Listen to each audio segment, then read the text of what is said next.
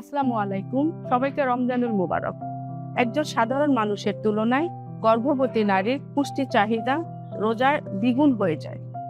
সেক্ষেত্রে আমরা যদি গর্ভবতী নারীর ক্ষেত্রে বিশেষ সতর্কতা অবলম্বন করে তার রাতের খাবার, ইফতার এবং সেহরি মেনটেন করে তাকে দেই, তাহলে অবশ্যই সে স্বাভাবিকভাবে রোজাটা রাখতে পারে। ইফতারে আমরা যেটা দিব তাকে, অবশ্যই তার খাবারের মেনুতে যেন দুধ, দই, ডিম যেগুলো থাকে এবং পর্যাপ্ত পরিমাণে ভিটামিন সি থাকে, সেই জন্য তাকে অবশ্যই ফল এবং ফলের জুস দিতে পারি।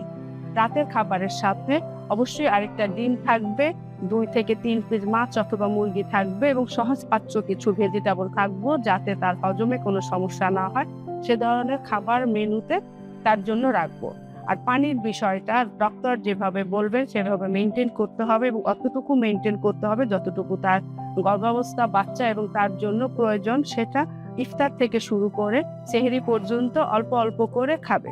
সেহরিতে একজন গর্ভবতী নারী অবশ্যই ডিম রাখবে, সাথে 1 গ্লাস দুধ রাখবে, যাতে সারাদিনে তার ডিহাইড্রেশন থেকে রক্ষা পেতে পারে। মাছ, মুরগি পর্যাপ্ত পরিমাণে রাখবে এবং কিছু শাক রাখতে পারে, লাউ শাক বা ডাঁটা শাক, যেগুলো তার হজমের সমস্যা হবে না এবং কনস্টিপেশন থেকে নিজেকে ধরে রাখতে পারবে।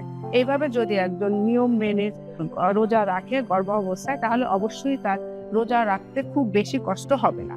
ধন্যবাদ সবাইকে। সব গর্ভবতী নারী যেন রোজা রাখে এবং সুস্থ থাকে সেই প্রত্যাশায়।